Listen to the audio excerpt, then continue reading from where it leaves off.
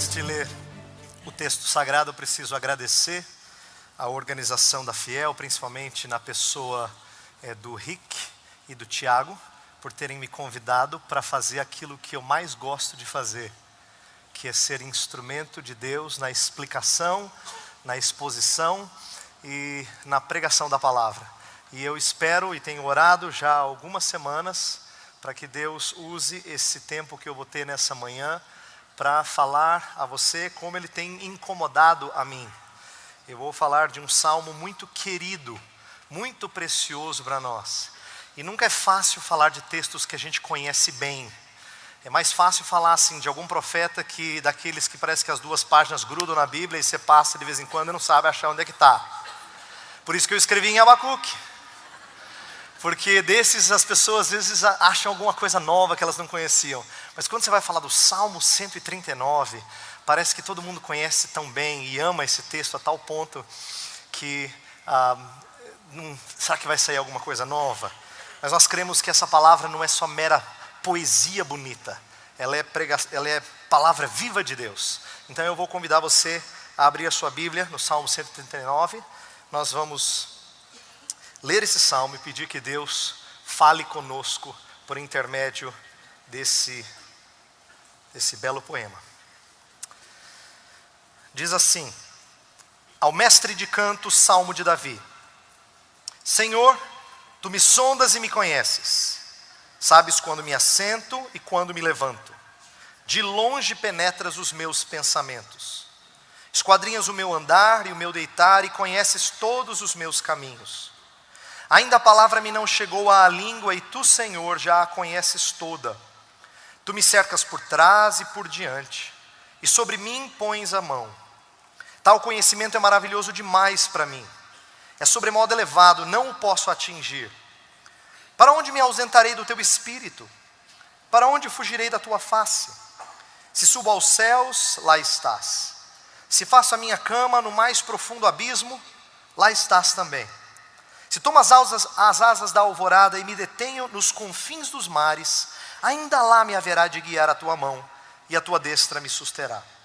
Se eu digo, as trevas com efeito me encobrirão, e a luz ao redor de mim se fará noite, até as próprias trevas não te serão escuras. As trevas e a luz são a mesma coisa.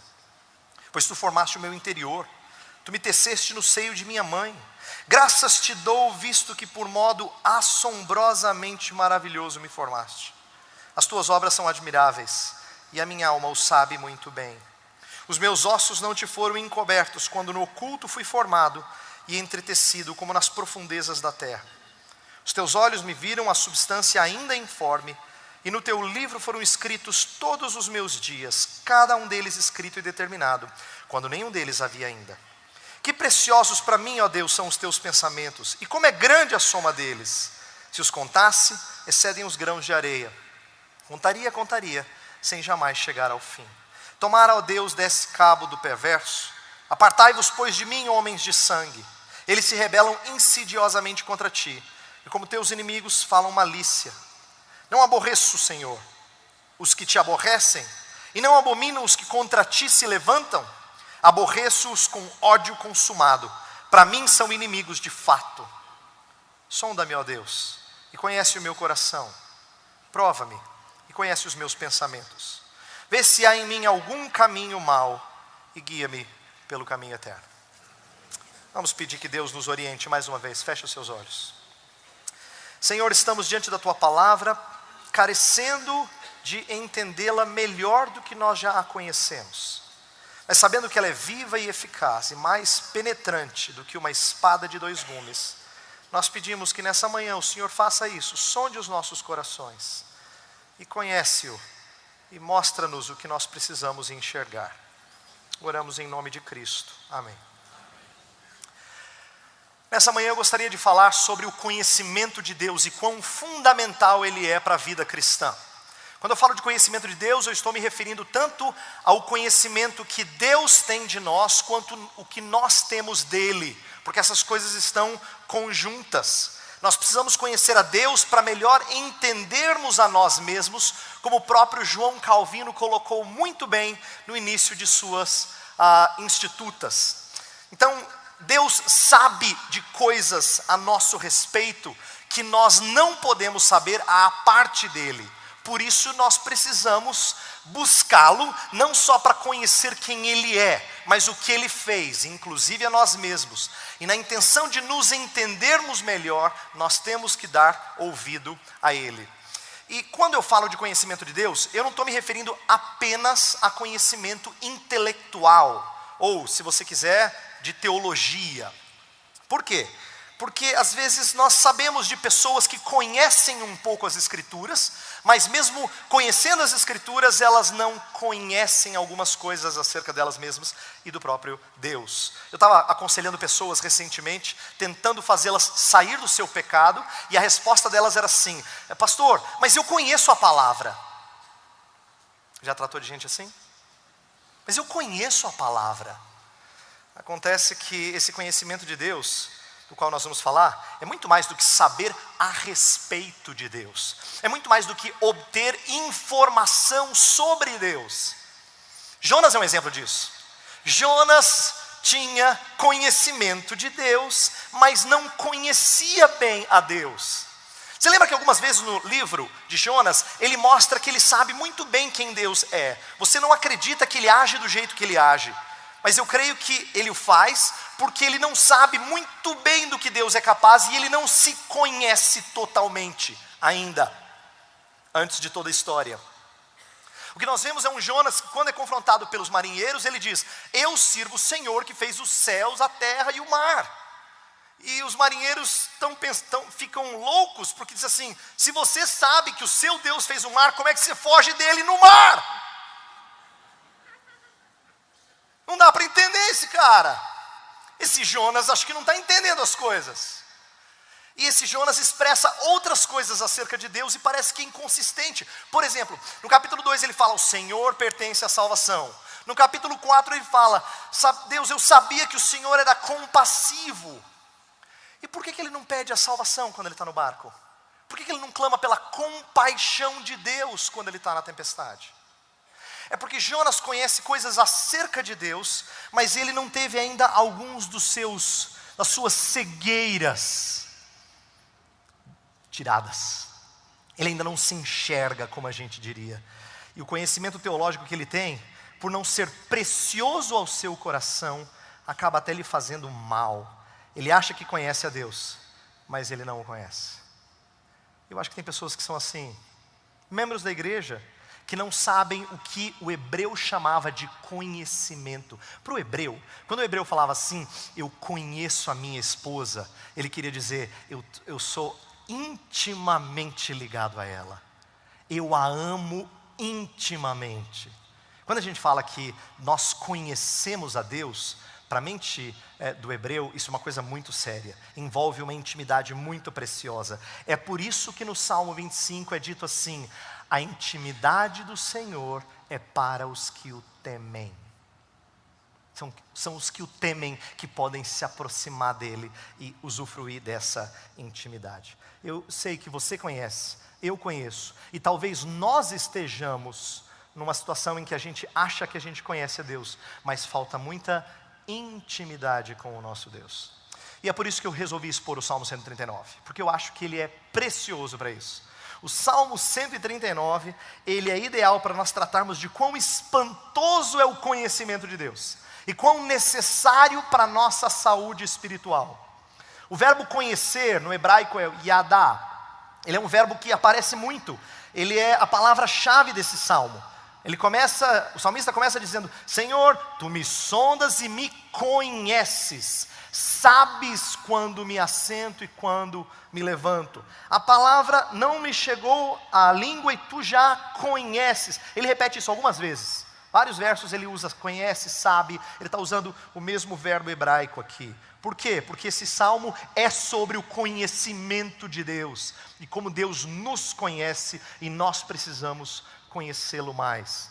O salmo tem 4 partes de 6 versos cada. É fácil você entender a lógica da estrutura dele. De 1 a 6 é uma parte, 7 a 12 é a segunda parte, 13 a 18 e depois do 19 a 24. Isso é consenso entre os estudiosos. O que eu gostaria de fazer é caminhar pelas primeiras 3 partes mais rapidamente, falando dos atributos de Deus, de coisas que Davi fala acerca de Deus, e de como ele reage a esse conhecimento de Deus, o impacto que esse conhecimento tem sobre Davi, para depois gastar mais tempo no finalzinho do Salmo, que é a parte que ninguém entende. E quando eu digo ninguém, eu quero dizer assim, por que Davi chega a falar o que ele fala? Estava tão bonito o Salmo. É verdade, até o 18 é tão lindo, aí chega no 19 e você fala assim, Davi, por que Davi? Não estraga. Mas eu gostaria que a gente estudasse e entendesse o porquê das imprecações e daquela oração final que volta ao ponto inicial. Pois eu acho que essa guinada na poesia, na oração dele, que parece não fazer sentido, faz muito sentido. E é por isso que é fundamental a gente demonstrar como o finalzinho do Salmo se encaixa no restante do Salmo. Então a minha intenção é mostrar como o conhecimento de Deus é necessário para confrontar os nossos pecados e para que nós vençamos as nossas fraquezas. Então vamos começar olhando para a parte mais conhecida do Salmo, os versos 1 a 18, que falam do conhecimento de Deus. E como eu falei que o Salmo é dividido em 4 partes, as 3 primeiras tratam de 3 grandes qualidades de Deus, aquilo que em teologia a gente chama de atributos, as qualidades, as características de Deus. Então os versos 1 a 6 demonstram um Deus que é onisciente, Ele sabe todas as coisas. Os versos 7 a 12 tem tudo a ver com essa conferência, falam de um Deus onipresente. Os versos 13 a 18 vão mostrar o lado criador de Deus. Então, ao tratar dessas 3 coisas, ele não está falando coisas desconexas, ele está exaltando qualidades de Deus que na verdade estão interligadas. Por que Deus sabe todas as coisas? Porque Ele não só está presente em todo lugar, mas Ele me fez. Ele sabe a minha história do início ao fim. Por isso, Deus sabe todas as coisas. Eu quero atentar para algumas qualidades, um pouquinho mais dessas 3 qualidades, e ver o impacto que isso causa na vida de Davi. Veja só, um Deus onisciente. O que Davi está querendo dizer aqui? Ele está dizendo que Deus o conhece profundamente. Ele fala, tu me sondas e me conheces, e esse verbo sondar é a ideia de cavucar. Deus vai lá embaixo, no mais profundo, para encontrar o que precisa ser tratado. Ele perscruta o mais interior do salmista. E aqui, Davi não está falando assim, ó, Deus faz esse tipo de trabalho. Ele está dizendo, Ele faz esse trabalho comigo. É muito pessoal o relacionamento dele com Deus aqui. Muito íntimo, e ele está dizendo que Deus de maneira muito individual trata dele. Ele me sonda e me conhece. E depois dos versos 2 a 4 ele vai mostrar como é que Deus o conhece. E como é que Deus sabe da sua vida. Então ele vai mostrar que Deus conhece tanto a sua vida ativa, quanto a sua vida passiva. Tanto quando ele está fazendo coisas, quanto quando ele está... assim como quando ele está deixando de fazer coisas, ou só está planejando. O verso 2 fala, sabes quando me assento e me levanto. O verso 3 vai inverter, vai falar, esquadrinhas o meu andar e o meu deitar. Isto é, primeiro no verso 2 você vê passivo, depois ativo. No 3 é o ativo, depois o passivo. Ele está brincando com poesia, dizendo, Deus sabe todos os momentos da minha vida. Ele também sabe tanto do exterior como do meu interior. Por isso que no verso 2 ele fala de pensamentos. A segunda parte do verso 2 fala, de longe penetras os meus pensamentos. Por que de longe? Porque Deus habita num alto e sublime trono. Mas ele fala, mas eu também habito com o fraco, com o abatido, com aquele que carece de mim. Aqui o salmista está conseguindo aliar 2 qualidades importantíssimas de Deus: a sua transcendência e a sua imanência. O fato dele ser totalmente outro e o fato dele habitar conosco, de ele se fazer presente conosco. Calvino sabia muito bem que Deus nos conhecia de uma forma que Ele não precisava que nós expressássemos coisas. Então no verso 4, quando fala assim, ainda a palavra me não chegou à língua e tu, Senhor, já a conheces toda, é porque Deus não precisa ouvir você falar. Deus sonda corações. Ele sabe de onde procede cada palavra sua. Então Deus é onisciente. Deus também se mostra aqui, nas palavras de Davi, onipresente. Isto é, não se foge da presença de Deus. Veja que o verso 7, ele começa a dizer assim: Deus, se eu quisesse fugir, para onde eu fugiria? Não tem para onde. Não que ele esteja querendo fugir, mas ele começa agora a expressar possíveis tentativas de fuga, como foi a de Jonas, que sempre vai levar à falência. O verso 8 fala assim, se subo aos céus, lá estás. Se faço a minha cama no mais profundo abismo, lá estás também. Céus e abismo, ou Sheol, às vezes são entendidos por alguns como sendo morte. Quando você morre, você vai ou para o céu ou para o inferno. Mas eu creio que a melhor tradução aqui não tem a ver com o lugar pós-morte, e sim com extremos geográficos, para dizer, se eu vou para o mais alto, o Senhor está lá. Se eu estou no mais profundo, o Senhor está lá também. No verso 9 fala assim, se tomo as asas da alvorada. Muito provavelmente essa expressão se eu pego carona na velocidade da luz. E o salmista aqui não está fazendo cálculo. Ele está percebendo uma coisa que todo dia você percebe no amanhecer. Ele sabe que quando o sol desponta, de repente toda a terra está iluminada. Ele sabe que a luz invade o nosso planeta com velocidade, com espanto. Ele diz, se eu fizesse isso, ainda assim, eu não fugiria da tua presença. Por quê? Porque o amor de Deus é alto, profundo, largo. Paulo expressou o que Davi estava querendo dizer aqui, lá em Efésios capítulo 3. E aí, ele prossegue dizendo assim, mas se eu fizesse o mais difícil de tudo, se eu fosse para o lugar mais escuro, versos 11 e 12, mesmo assim, eu não conseguiria fugir de Deus. Por que eu não conseguiria fugir de Deus? Aí vem a terceira qualidade. Porque Deus me fez no lugar mais escuro. Deus começou a minha vida no lugar mais escuro. Por isso que o verso 13 tem um pois. Ele está dando uma ilustração. Pois tu formaste o meu interior, tu me teceste no seio de minha mãe. No lugar onde começou tudo era escuro e o Senhor estava acompanhando cada coisa acerca da minha vida. E eu fico assim, quando eu leio esse trecho de 13 em diante, eu fico encantado assim, com a forma como Davi louvava com tão pouco conhecimento. Não é? Ele não sabia, ele não tinha aqueles vídeos de vida intrauterina. E no entanto ele fala assim, uau! Eu tenho os vídeos, eu já vi essas coisas, e muito mais do que ele eu falo, uau! Porque ele sabe que Deus é criador e sustentador dele, desde o início de sua vida. Agora, presta atenção em como é que Davi reage. Eu falei das qualidades, Deus onisciente, onipresente, criador. Como é que ele reage? Qual é o impacto que esse conhecimento tem sobre Davi? E aqui eu preciso destacar uma coisa que eu ainda não falei. O salmo inteiro é muito pessoal. Não é só o comecinho, o salmo inteiro. Um comentarista chamou a atenção para o fato de que no original existem 50 referências à pessoa de Davi. Algum pronome pessoal na primeira pessoa do singular, 50 vezes. Tu me sondas, me conheces, sabe quando eu me levanto, quando eu me assento, e o tempo todo o salmo é assim. Por quê? Porque Deus não é só onisciente, sabe todas as coisas. Ele me conhece.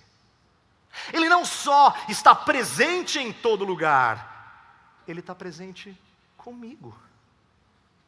Ele não só fez todas as coisas, Ele me fez.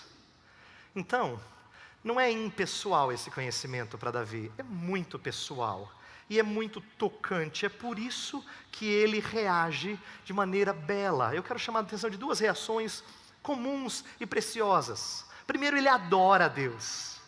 Tem um momento que ele para e ele faz louvor. Ele se dobra diante do Senhor. Olha o verso 6. Tal conhecimento é maravilhoso demais para mim, é sobremodo elevado, não o posso atingir.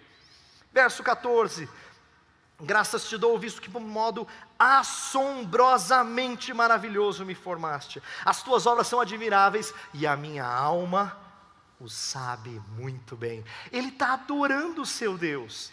É igual Paulo em Romanos, quando começa a expor a salvação em Cristo Jesus, e chega no final do capítulo 11, ele não consegue se conter, ele precisa explodir em louvor e adoração, porque Deus é encantador para ele, Deus é maravilhoso para ele. Ele adora a Deus porque Deus o surpreende. Inclusive, o conhecimento que Deus tem dele, Davi, é surpreendente. Ele fica pasmo, espantado com esse conhecimento que Deus tem do próprio Davi. É por isso que a gente vê aqui expressão de adoração. Mas não só adoração, ele confia nesse Deus. Esse Deus é digno de descanso, de confiança. Olha o verso 5. Fala assim: tu me cercas por trás e por diante, sobre mim pões a tua mão. A ideia é de que Deus não está deixando ele escapar. Deus vai adiante dele, Deus está atrás dele, e ele protege em cima. Ele está protegendo em todo lugar. Verso 10, depois dele falar, se eu for para lá e para cá, eu vou fugir da presença de Deus. Ele fala, não, mas ele não quer fugir. Olha o verso 10. Ainda lá me haverá de guiar a tua mão, e a tua destra me susterá. A onipresença e a onisciência de Deus fazem com que Davi sinta-se confiante, não preocupado, que Deus o conhece, que Deus está presente com ele. Ele descansa nisso.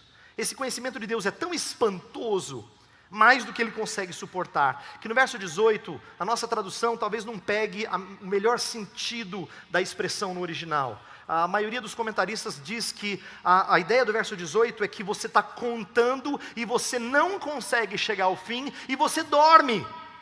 Mas quando você acorda, Deus está contigo. Então, esse salmista está encantado com Deus. Ele adora a Deus, ele confia em Deus. Mas tem uma terceira reação que eu quero chamar a atenção, que essa é a estranha. Aí que a gente vai chegar na mais espantosa de todas, que é a imprecação. É o pedido que Deus julgue os ímpios. Essa é uma reação que ele tem. A partir do verso 19 até o verso 22, a gente vê aquele trecho do Salmo que alguns de nós gostariam de tirar da leitura durante o domingo. A gente lê o Salmo 139, de 1 a 18 e pula para o 23 e 24. Porque essa é a parte que é difícil de engolir para algumas pessoas, mas a gente precisa entendê-la. A reação do salmista, que nos surpreende, na verdade é muito instrutiva. Por quê? Porque no livro de Salmos as imprecações têm o seu lugar. Elas têm o seu lugar. Elas representam a justiça retributiva de Deus. Esses versos, eles expressam ira contra aqueles que desprezam a Deus, e não dá para ficar silente quando aquele a quem você mais ama é ofendido. O verso 20, creio que a melhor tradução do final do verso 20, como teus inimigos falam malícia, é a ideia de que eles falam em vão. E aí a maioria dos estudiosos vai dizer, a ideia aqui é uma referência a tomar o nome de Deus em vão. É desrespeitar a Deus em mais alto grau. E quem ama a Deus não pode ficar passivo diante disso. É por isso que Davi fala assim, Senhor, faz alguma coisa, Senhor. Ele abomina os que abominam o Senhor. Ele está tão comprometido com Deus que ele não tolera os que desprezam o Senhor. Agora atenção para o que eu vou falar. Eles não são pecaminosos. Linguagem de imprecação, isto é, de pedir que Deus julgue os inimigos, não é uma linguagem pecaminosa no livro de Salmos. Há alguns estudiosos que acham, mas essa não é uma boa interpretação. Por quê? A gente tem algumas evidências de que isso não é pecaminoso. Em primeiro lugar, Jesus Cristo cita salmo imprecatório. O Salvador, que não peca, ele usa linguagem imprecatória contra os fariseus de seus dias. Mas não só isso. Você diria assim, mas Jesus consegue orar assim, né, pastor? Agora a gente não. Mas curiosamente, almas que foram remidas e estão na presença de Deus, portanto já estão santificadas, lá no livro de Apocalipse, oram imprecatoriamente. Elas proferem linguagem de juízo da parte de Deus para com aqueles que o desprezam. Num certo sentido, linguagem imprecatória contém uma esperança escatológica de juízo. Por isso que é uma expressão de lealdade para com Deus. Então eu queria deixar muito claro, antes de dizer o que eu vou falar daqui a pouco, deixar muito claro que não é uma linguagem em si mesma pecaminosa. E eu não defendo que Davi esteja falando bobagem aqui, para usar um português bem popular. Mas os versos 21 e 22 nos incomodam bastante, porque aqui a linguagem fica pesada. Olha só. Não aborreço, Senhor, os que te aborrecem, e não abomino os que contra ti se levantam. Aborreço-os com ódio consumado. Para mim, são inimigos de fato. Aqui a gente tem uma linguagem pesada. Davi estava falando tão bem, mas aqui ele começa a ficar irado contra os seus inimigos, e às vezes a gente se questiona, será que Davi está falando apropriadamente? No verso 22, o salmista diz que ele odeia os inimigos com ódio consumado. Essa palavra consumado, ela traz a ideia de completo, de que é abrangente. Quando ela é usada em outras partes do Antigo Testamento, quer dizer que ela não deixa escapar nada, ela é completa, ela é profunda, ela é abrangente. Ela expressa intensidade. E talvez, aqui agora a gente vai entrar em terreno perigoso, mas eu acho que importante. Talvez isso nos diga que o tipo de ira de Davi estivesse correndo o risco de ser exagerada. Atenção para você não entender errado o que eu acabei de falar. Eu não estou dizendo que Davi falou o que não devia, mas de que ele percebeu algo que pode facilmente se tornar pecaminoso. Por isso que eu digo que a imprecação é a reação das mais surpreendentes, porque não é só para nós que é surpreendente, até para ele é surpreendente. Parece-me que aqui Davi vai atentar para o fato de que a linha que divide pecado e justiça é muito tênue. Muito tênue. Às vezes a gente expressa ira contra os pecados de outros, e está certo a gente expressar, mas a gente o faz de maneira errada. Quantas vezes você se levanta contra coisas injustas, e deveria fazê-lo? Deus te deu ira exatamente para você não ser apático diante de coisas injustas, mas você o faz de forma pecaminosa. Eu tenho aprendido uma coisa, e eu já disse isso para a igreja onde eu pastoreio, que a ira, ela é muito reveladora. E a maldade dela está no que ela revela, não só no que ela faz. Deixa eu explicar isso.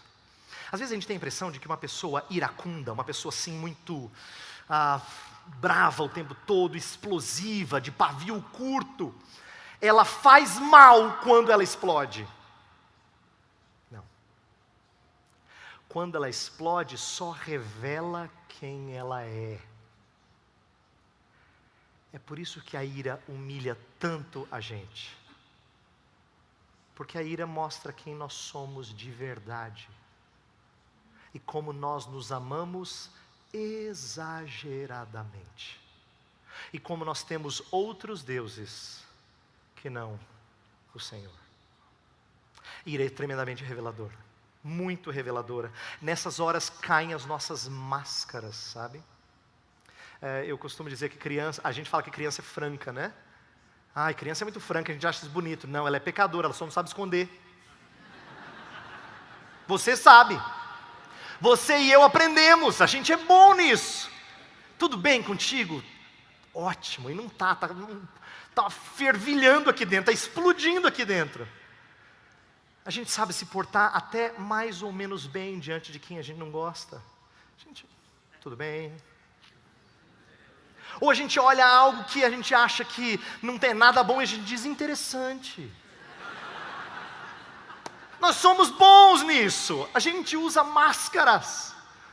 Nós nos escondemos das pessoas. E sabe o que me surpreende aqui, que me chamou a atenção quando estava estudando esse salmo? Quem está escrevendo isso entende bastante de coração. Vou dizer porque ele entende bastante de coração.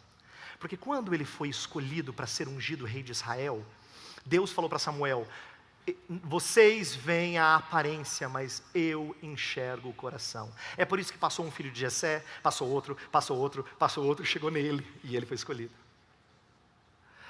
Em Atos ele é chamado de homem segundo o coração de Deus.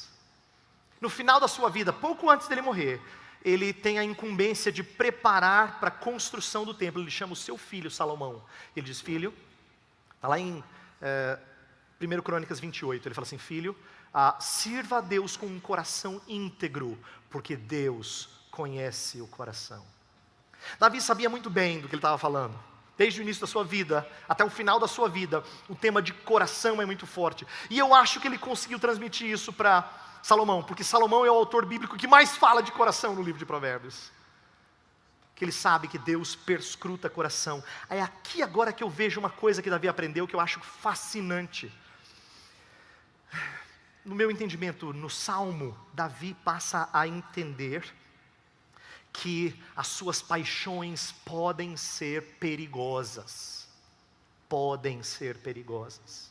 Ele teme a intensidade delas, por isso que ele não confiava inteiramente em seu coração. Ele sabe que o nosso coração é capaz de contaminar até os nossos melhores momentos de oração e de adoração. Você não se pega às vezes num momento tão bom, falando com Deus, e de repente vem uma bobagem na sua mente. Ou você está lá no culto e o pastor está falando e está bonito e edificante, e aí de repente a criança faz alguma coisa, você perde atenção e viaja e vai pensar na segunda-feira. Isso não acontece frequentemente? Seu coração estraga os melhores momentos de intimidade sua com Deus. O seu coração estraga. Os seus temores, suas fraquezas. E Davi sabe disso. Eu creio que é por isso que ele termina o Salmo do jeito que ele termina. Porque ainda que ele esteja correto em dizer: Senhor, os inimigos precisam ser castigados, ele não pede no final para Deus sondá-lo como quem está confiante de que não tem nada errado no seu coração. Não faria sentido, senão ele não oraria: vê se há em mim algum caminho mau. Ele sabe que o seu coração é enganoso, que até nos melhores momentos da sua vida, o seu coração pode estragar a sua intimidade com o Senhor. É por isso que ele percebe a necessidade de Deus perscrutá-lo novamente. Ele parece estar ciente de que sua ira santa pode se contaminar, porque o seu coração é imperfeito. E ele pede que Deus o sonde e remova qualquer impureza. Eu quero deixar bem claro aqui de que, eu não estou dizendo que Davi fez errado, mas ele está consciente de que pode falhar. Ele teme de que haja alguma impureza, é por isso que ele ora como ele ora. Então a volta ao verso 23 é como quem diz assim: Senhor, eu sei que o Senhor sonda, mas sonda de novo. Tem momentos na nossa vida que certas verdades ganham nova cor para a gente. Eu me lembro quando eu morei um tempo fora com os meus pais e irmãos, e nós passamos no exterior alguns anos, e eu tive alguns problemas sérios de saúde, a gente teve algumas outras lutas. Quando nós voltamos, na primeira igreja em que meu pai foi pregar, a igreja em que ele pastoreava antes de nós sairmos, ele pregou e depois conduziu a igreja a cantar: Tu és fiel, Senhor. E eu lembro que mesmo moleque, eu chorei, não conseguia cantar. Tive que sair da igreja, eu estava envergonhado de tanto que eu chorava. Porque mesmo moleque, eu entendi que Deus era fiel. Aí se você perguntasse assim: mas você não sabia disso antes? Claro que eu sabia, mas naquele dia eu entendi. Tem momentos que parece que certas qualidades de Deus ganham uma nova cor. Elas ficam mais bonitas. Você fala assim: mas Deus é fiel mesmo, né? Mas você não sabia, irmão? Você não teve aula de teologia, não? Claro, mas é que agora eu sei disso, eu experimento disso. Eu creio que Davi está carente disso. Ele sabe: Tu me sondas e me conheces. Senhor, sonda o meu coração. E conhece os meus pensamentos. Ele está pedindo que Deus o prove de uma nova forma, porque ele quer que Deus remova qualquer imundície mais secreta e imperceptível dele. Lembra, foi Davi que orou assim: Senhor, absolve-me das faltas que me são ocultas. Ele sabia que ele tinha coisa que ele não percebia a respeito do seu coração. É por isso que ele ora como ele o fez no final do Salmo. Ele não confia na sua própria consciência. Ele sabe que ele precisa conhecer mais a Deus, a fim de conhecer-se melhor.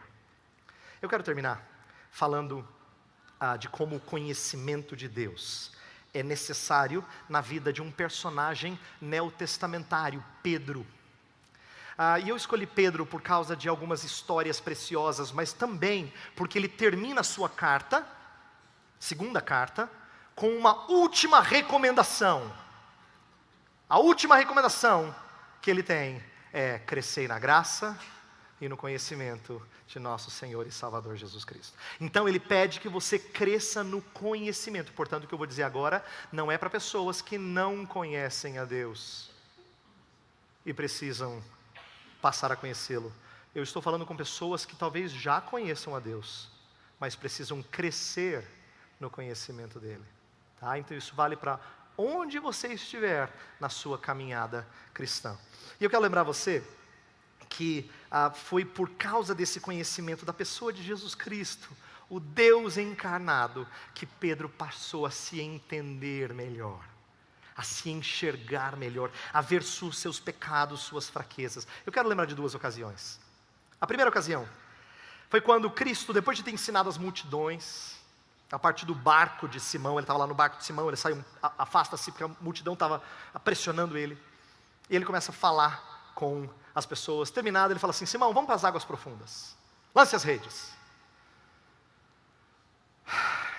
Senhor, eu já pesquei a noite inteira, e de peixe eu entendo, Senhor, mas, porque o Senhor falou, por respeito ao Senhor eu vou lançar.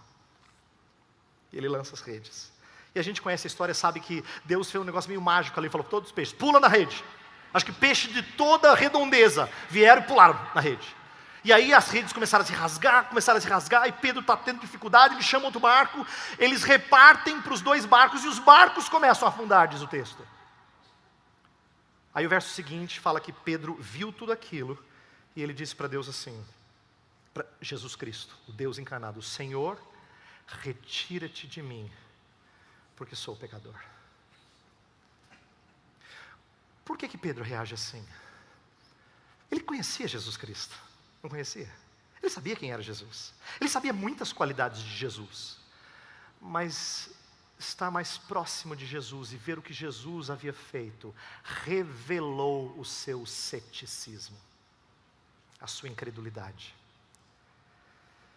Mas o que me espanta no texto não é só isso, é que Jesus poderia ter dito: tá bom, mas ele não faz isso. Porque quando Deus cuida dos seus filhos, ele não expõe os seus pecados para deixá-los no ridículo, ele faz para tratar. E é por isso que o final daquela história, daquela perícope, Jesus Cristo fala assim: não temas, doravante serás pescador de homens. Em outras palavras, Pedro, você não está entendendo. Eu estou tratando de você porque eu vou fazer você vencer o temor das pessoas. Você não vai mais ser incrédulo quando você prega, você vai ser confiante quando você prega. Você vai ser pescador de homens. Jesus Cristo revelara o pecado de Pedro a fim de tratá-lo, de moldá-lo. A segunda ocasião você conhece muito bem.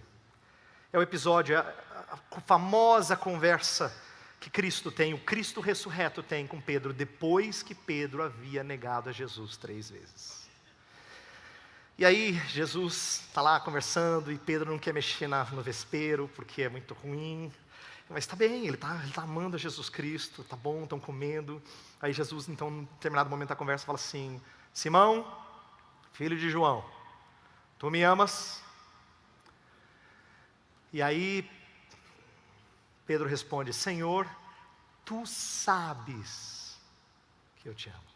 Interessante ele dizer isso. Ele não afirma só, claro que sim. Ele diz assim, tu sabes, em outras palavras, tu me sondas e me conheces. Jesus vem segunda vez. Pedro, tu me amas? Senhor, tu sabes que te amo. Aí vem a pior de todas, a terceira. Por que a pior de todas? Porque 3 bate com as 3 vezes que ele traiu a Jesus. Ele sabia, ele percebeu que Jesus estava ferindo e machucando ele.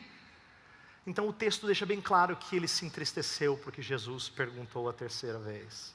Ele podia ter se entristecido pela segunda vez, como quem disse, não ouviu? Você não acredita em mim? Mas não, a terceira vez remontou à sua falha. E é por isso que ele diz algo um pouco diferente. Senhor, tu sabes todas as coisas. E sabes que eu te amo. É como se da terceira vez ele entendesse, baixasse a cabeça. E falasse assim, Senhor, som do meu coração. Prova-me e conhece os meus pensamentos. Vê se há em mim algum caminho mau. E guia-me pelo caminho eterno. Jesus está tratando dele ali. Está tratando de uma forma que ele ainda não havia se conhecido. O seu pecado foi muito revelador. Mas mais revelador ainda foi a maneira como Jesus Cristo tratou dele. Por quê? Porque não fica só na humilhação e Jesus não fala assim, ó, agora aprenda a lição. Não. O que acontece é que Jesus Cristo trata dele as 3 vezes. Quando ele responde que ama, Jesus fala, apacenta as minhas ovelhas, apacenta as minhas ovelhas. Terceira vez, apacenta as minhas ovelhas, cuida delas. E aí em seguida Jesus profere uma profecia sobre como Pedro iria morrer. Por que Jesus diz isso? Porque Jesus está tratando de Pedro. Pedro não tinha dúvida de que amava a Cristo, mas ele ainda não havia se dado conta de que o Salvador precisava tratá-lo em relação ao seu temor de homens. Ele temia as pessoas, como eu e você, que fazemos muitas coisas por causa do que os outros estão vendo. Mas Cristo revela o seu pecado não só para entristecê-lo, mas para transformá-lo em um pastor ousado perante os seus adversários. E a gente tem evidência bíblica disso. Em Atos, tem 2 momentos que a gente vê como Deus tratou de Jesus Cristo, como Jesus Cristo tratou de Pedro, e isso funcionou, isso operou maravilhas. Primeiro é em Atos capítulo 4, quando Pedro está conversando lá no Sinédrio, diz que cheio do Espírito ele fala ousadamente contra eles, e aí eles dizem, ó, shh, quietinho. E aí Pedro fala assim, o que vocês pensam que vocês são? Importa antes obedecer a Deus do que aos homens. Olha o que aconteceu com Pedro, presta atenção. Se você está lendo a Bíblia pela primeira vez, eu imagino que você fique espantado, porque 3, 4 capítulos atrás, Pedro tem medo de homens. João segue com Atos, e se você olhar para o cânon, você fala assim, mas peraí, é o mesmo Pedro? Transformado. Jesus Cristo tratou dele. Ele não tem medo de homens mais. Ele também não tem ceticismo, porque no capítulo 10 ele é levado para falar para gentios na casa de Cornélio. Você sabe que Pedro tem um pé atrás em relação a gentios. Jesus Cristo tem que mostrar para ele o véu com os animais, dizendo, não tem mais impureza, vai lá e fala. Ele vai e fala e eles se convertem. E os outros judeus falam assim, não é possível, eles receberam o Espírito Santo também. E aí Pedro disse assim, receberam aí, quem disse que não deviam ser batizados? Não tem mais ceticismo, não tem mais divisão de quem deve ser abençoado e quem não deve. Pedro aqui está tratado. E eu quero que você entenda que o mesmo tratamento que o Salvador teve com Pedro, Ele pode ter com você também. Ele pode fazer você enxergar coisas a seu respeito que você ainda não viu. Você precisa disso. Você precisa fazer como Tiago nos ensina no capítulo 1 da sua epístola, olhar para a Bíblia, para a Escritura, como um espelho. E quem olha para o espelho, se logo esquece da sua aparência, não usou o espelho para aquilo que serve. O espelho serve para você olhar, ver o que está errado e corrigir. E é isso que a Escritura nos ensina. Deus não expõe só as suas vergonhas para que você saia machucado. Ele expõe os seus pecados e as suas impurezas para conduzir você à maturidade. Eu falei no início e eu repito, Conhecimento de Deus é fundamental para a vida cristã. Você não pode só conhecer a Deus, você tem que crescer no conhecimento de Deus. Eu vou orar e vou pedir uma coisa: que eu e você nunca percamos o encanto pelo Senhor. A gente precisa orar sim. Você precisa orar por pessoas na sua igreja sim. Tem gente que acha que conhece a Deus, mas Deus perdeu o encanto. Deus não é mais maravilhosamente assombroso. E para o salmista era, mas ficou mais ainda quando ele percebeu o que o seu coração é capaz de fazer e o que Deus pode fazer quando trata de corações. Vamos orar? Senhor, Tu nos sondas e nos conheces. Sabes a nossa vida do início ao fim. Todos os dias da nossa vida estão contados. Mesmo antes de qualquer um deles. Senhor, nós sabemos que nosso coração é enganoso, desesperadamente corrupto, mais do que todas as coisas, e só o Senhor pode conhecê-lo. Por isso nós pedimos, como Davi pediu, usa essa conferência, Senhor. Usa o nosso domingo rotineiro, usa as nossas conversas com irmãos e irmãs em Cristo, para que o Senhor sonde o nosso coração novamente e conheça os nossos pensamentos. Ó Pai, perscruta o nosso interior, olhe para as motivações do porquê a gente faz certas coisas, e mostra-nos isso, expõe-nos às nossas motivações impuras, e faz-nos andar em caminho de vida eterna. Oramos em nome de Cristo. Amém.